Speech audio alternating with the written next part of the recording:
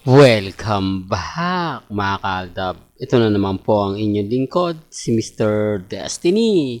At magbibigay po tayo ng pinakamainit na update po ngayon sa social media.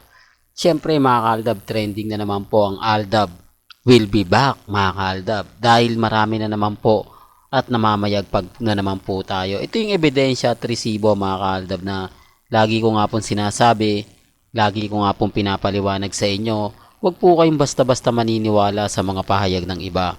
Halata naman po na ginagamit lang po nila sila Maine Polkerson at Richard Polkerson. Sa ngayon tayo yung wagi. Di po ba? Sa ngayon tayo yung panalo. Ano man po yung sabihin nila, ano man po yung komento nila, Aldab pa rin po ang malakas. Gaya nga po ng mga patunay na pinapakita natin, mga ebidensya at resibo. Although sabihin ko, matagal na yan.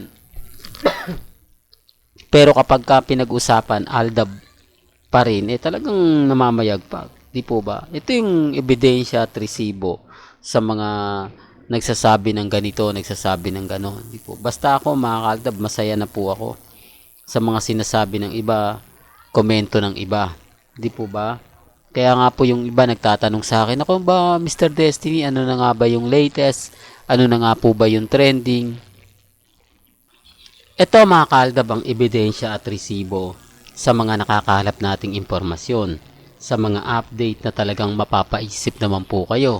Di po ba? Kaya nga po sabi ko nga po sa inyo dito po sa channel ni Mr. Destiny, kung ano lang po yung latest, kung ano lang po yung trending, doon lang po ako.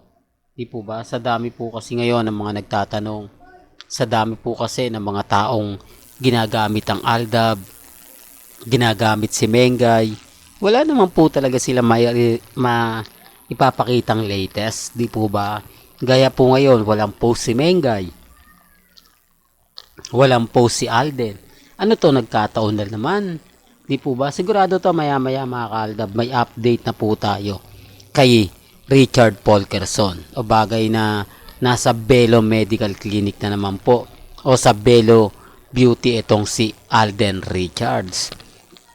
Sa ngayon mga kaaldab, panalo na naman po tayo. Sa ngayon tayo pinag-uusapan dahil nga po Aldab will be back. Trending po yan ha. Base po yan sa social media. Yan yung kalakasan. Kaya nga po yung iba nawindang na naman eh. Kaya yung iba hindi mo alam kung ano yung gagawin. Hindi mo alam kung ano nga po ba yung mga sasabihin nila. Pero dito mga kaaldab, sabi ko nga po sa inyo, madali lang naman pong maramdaman. Madali lang naman pong makita, mapanood. Di po ba? Kung ano nga po ba talaga yung pinaka-ugat na mga kaganapan. Kung bakit nga po ba nagte-trending ang Aldab. Kung bakit nga po ba bumabalik ang mga ganitong picture, video na kung saan talaga mapapaisip naman kayo. Sabi ko nga kung wala pong relasyon sila Mengay at si Alden, o kung umamin man po siguro sina Alden at si Maine, tapos na sana yung boxing. Di po ba? Kaya lang walang aminan na nangyari. Di po ba? Real talk, walang aminan na nangyari. Kaya nga po, medyo dismayado yung mga ilang Aldab Nation na baguhan lang. Kasi ang ine-expect nga po nila, aamin yung dalawa na nagkaroon sila ng relasyon pero hindi nagtagal. Pero sa bandang huli, ang interview ni Maine talagang kakaiba eh, no? Sa bagay, maganda nga yun mga kaaldab kasi si Maine ang una nagsalita. Hindi po ba? Na hindi na po naulit. Yan po yung isa sa kagandahan po. Kasi balak po talaga nito na ima-interview si Maine Polkerson ni Boy Abunda. Kung matatandaan nyo yung mga kaaldab, na nasa top 10, correct me if I'm wrong, ang pagkakaalam ko top 5 po eh, si Maine Mendoza na may interview ni Boy Abunda, pero naglao natapos lahat-lahat ni hindi po na interview ni Boy Abunda si Maine Polkerson. Totoo to mga kaaldab. Kaya kahit sino siguro alam po yung kwento na yan. Di po ba? Kasi alam natin na ang pag-uusapan po nila yun at yun pa rin. Kaya nga po hindi na nagpa-interview si Mengay. Hindi na siya masasabi natin na gumawa ng paraan para, hindi, Tito Boy, interviewin mo na ako. Total, ganito ganyan para lang matapos na. Di po ba? Hindi po talaga siya nagpa-interview. Sabi ko nga po sa inyo, si Mengay mailap po talaga yan eh. Hindi natin alam kung bakit siya nagiging mailap sa social media. Hindi natin alam kung bakit ayaw niya magpa-interview. Di po ba? Talagang halata mo na may itinatago at may ayaw pag-usapan. Ganun naman po yun eh. Kita nyo si Joe Mapa, di po ba? Kung nanood kayo ng kwento ng buhay niya, kung papaano siya nawala, na kasikatan niya, talagang marami nagtanong, bakit nga po ba nawala? Gusto nyo palang, kumbaga maraming gustong magpa-interviewin si Joe, pero wala hindi po siya nagpa-interview. Totoo to mga kaalda ba? Kaya ako lang sinasabi kasi medyo pinag-uusapan po siya dahil muling nagbabalik nga po raw sa showbiz. Sabi ko nga po sa inyo, kung gusto nyo lang po ng mga update patungkol po kila Mengay at Tisoy, dito tayo sa channel ni Mr. Destiny kasi buong buo naman po eh.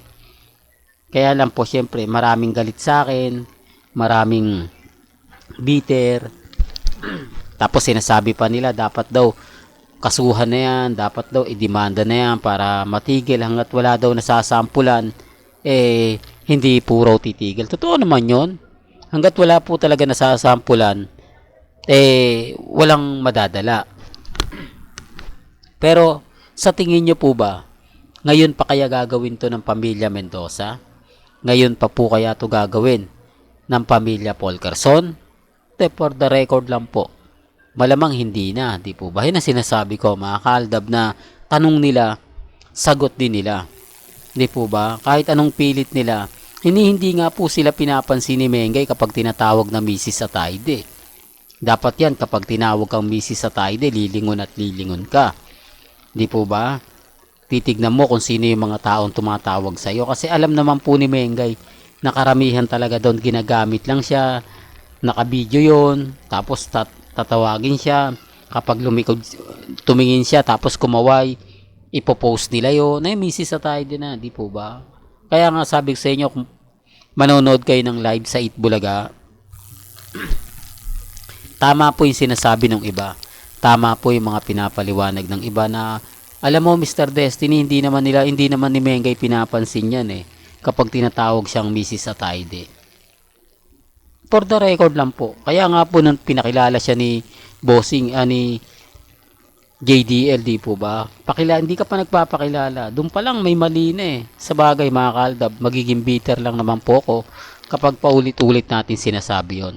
Hanggang dito na lang po ang ating latest updates. Kaya kung gusto nyo pa po ng pinaka-latest at sariwang update, abay tumutok lang po kayo dito po sa channel ni Mr. Destiny para updated po kayo sa mga latest at sa mga bagong video po na ilalabas po natin maya-maya lang. Hanggang sa muli, salamat po sa panonood at pakikinig.